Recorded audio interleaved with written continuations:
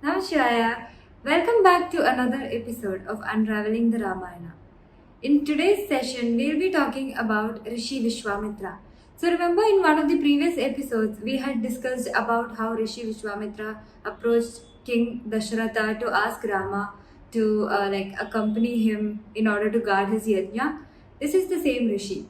So Rishi Vishwamitra has a really crucial role to play in the Ramayana. So it's important that we know something about his past, right? So he used to be a king as well, and he was called Kaushika. His original name was Kaushika, and he was from the Kusha dynasty. So he was a really good king, and all his subjects liked him a lot. And one day, he and a portion of his army decided to just travel across the world. So they started walking from the kingdom to many different parts of the world, and they traveled across forests, oceans, rivers, and many ashrams of many other rishis. That is when one day they came to the ashram of Rishi Vashishta. And it was at that time that Rishi Vashishta was extremely happy and excited to see the king coming in the ashram. So he welcomed the king, and then they had a very pleasant discussion about a lot of, they had a catch up about how the kingdom is going on, how was everything. And the King Kaushika said that everything is going great, and it was a good time. They had a good time, and that's when Rishi Vashishta offered to host the entire army and said that he will give a feast. And initially, King Kaushika was a little reluctant because he was thinking, how will the how will Rishi Vashishta, it'll be difficult for the Rishi to, host so many people. But still he agreed because Rishi Vashishta was willing to do that. So that is when Rishi Vashishta has a cow called Shabala, and this cow is Kamdhenu. So this cow has the power to fulfill any wish. It's called a wish fulfilling cow.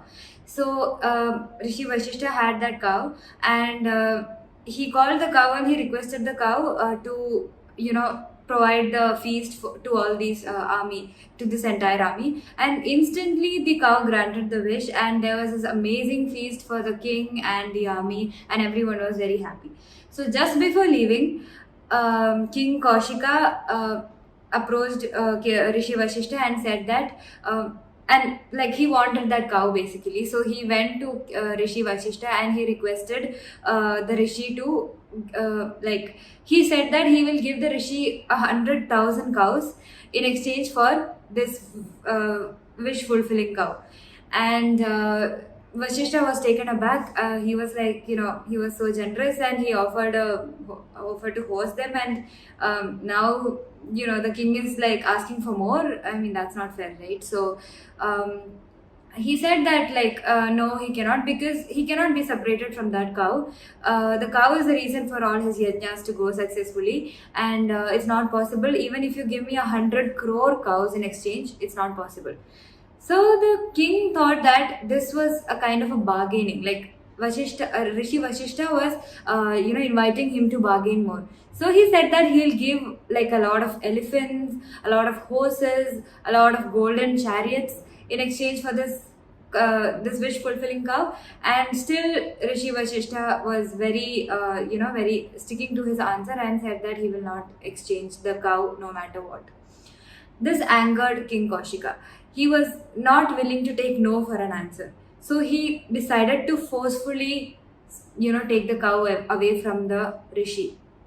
And that is when he and his army began, he started dragging the cow, and the cow was the cow was very upset, and she tried to flee away, but his army also started attacking Rishi Vashishta. So the cow made a big moo sound, and that time a lot of fierce warriors came, and these warriors were undefeatable, and they fought against the king's army and killed a lot of the king's army, killed all the king's sons who had joined the king in this travel. And the king was very embarrassed and very shocked at what happened. So basically the Rishi Vashishta defeated this king, and he was very arrogant, and he was not willing to accept this fact. and he thought that he also needed such powers, and he let go of the kingdom. Basically, he transferred the ownership of the kingdom to his only surviving son, and he left to do tapasya. He left to the Himalayas to please Lord Shiva. So he did tapasya, and Lord Shiva appeared before him and asked for an offer to grant a boon. So this King Kaushika said that he wants the best techniques of warfare and all the best weapons in the universe, and Shiva granted him that. So now he thought that he was undefeatable, and he wanted to take revenge on Rishi Vashishta. So he headed to the ashram, and that's when he used all his powers and destroyed Rishi Vashishta's ashram. And Rishi Vashishta was very upset because he built this ashram with a lot of love and lot of effort. So in one go, this King Kaushika has destroyed it. So this Rishi Vashishta was a Brahma Rishi. He had a lot of powers. That is the highest extent of a Rishi, right? So he cursed this King Kaushika, and Kaushika immediately lost all his weapons. And that angered him and embarrassed him even more. So he decided that he also wants, he understood that the real power was not in his Kshatriya, not the Kshatriya Balam that he had, like all the physical weapons and all the kingdom and the army, but it was the Brahma Balam which the Rishi had, basically, because of all the tapas that he has done. So he also wanted to have that Brahma Rishihood. So he decided to head and start tapasya all over again to please Brahmadeva. So he did a lot of tapasya, and Brahmadeva appeared before him and said that now you are qualified to the state of a Raja Rishi. That is again not Brahma Rishi. And this Kaushika was upset, and he was because his target was only to become a Brahma Rishi. So he was very agitated, and he was he was determined to somehow defeat Vashishta. So we should note here that his whole point of becoming a Brahma Rishi was only to defeat Vashishta, and it was not because he wanted to serve the world, or he wanted to become a Rishi, for the actual purposes of being a Rishi. So he was determined to continue his tapas until he gets the status of a Brahma Rishi. And that is when there was this other king whose name was Trishanku. And this king had a big desire to attain heaven before death. Basically, he wanted to go to heaven in his body, in his earthly body. And he approached Rishi Vashishta to conduct a yajna to make this happen. But Rishi Vashishta said that this was not possible, and he declined. So that angered him, and that made him approach Kaushika. So during Kaushika's tapas, this Trishanku approached Kaushika and said that I want to attain heaven before death. And Kaushika was very determined to make this happen only for the purpose of acting against Rishi Vashishta. So he said that he will definitely make this happen, and then he called upon yajnas, invited a lot of other rishis and all Rishi Vashishta's subjects had refused, but he was very he really wanted this to happen, and he did his level best. He did yajnas, and he was he tried a lot to make this happen, but it did not happen, and he ended up creating a fake artificial heaven for Trishanku. So this whole incident interrupted his tapasya a lot. So then he had to start all over again. So he went to Pushkar to start all over again. And that is when one day when he was doing tapas, a very beautiful woman called Menaka came.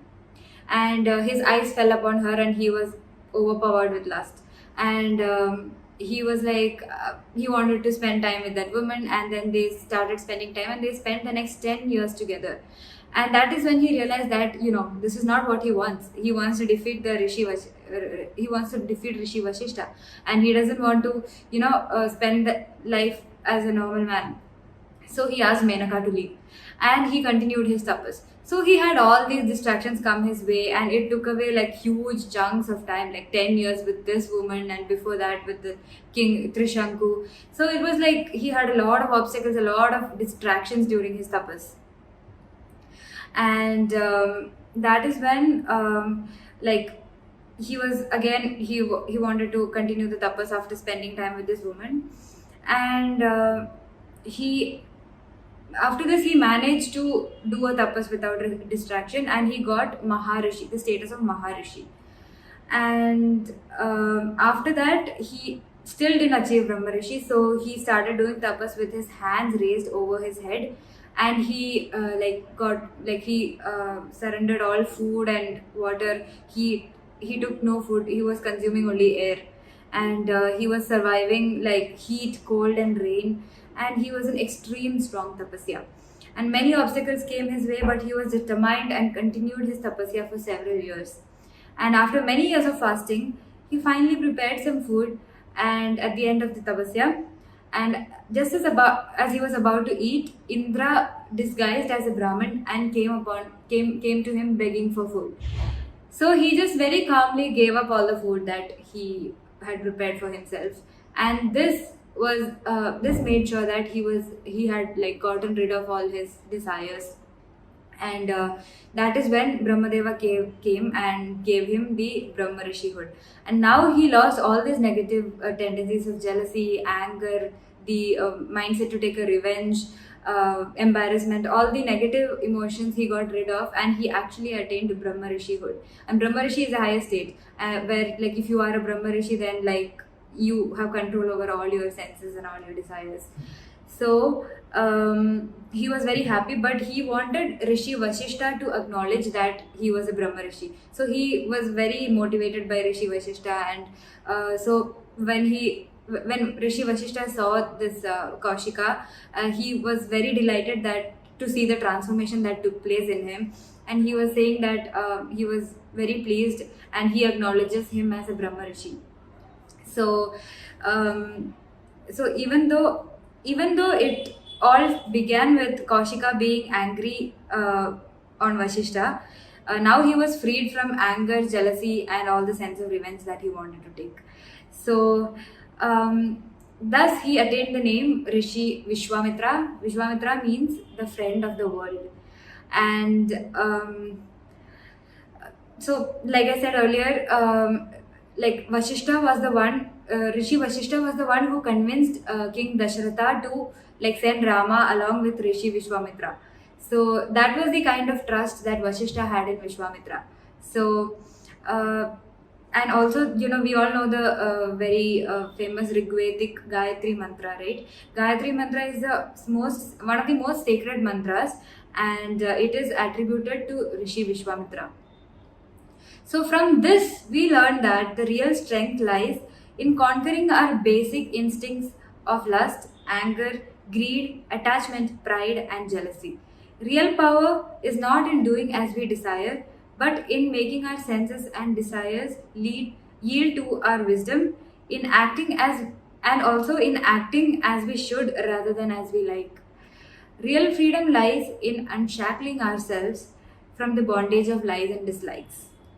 So this was about Rishi Vishvamitra, and hope you had some intake from this session. I had, because I learned a lot from this session myself. So thank you for listening, and see you in the next episode. Namaskar.